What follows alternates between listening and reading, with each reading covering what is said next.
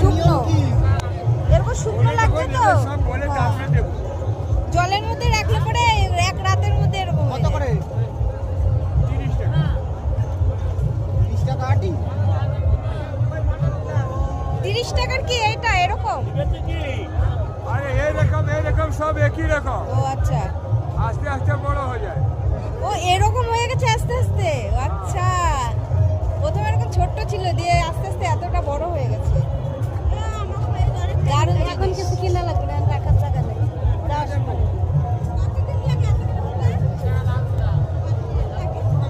অনেকদিন মরে না তো অমর তো গাছটা কিরকম দেখো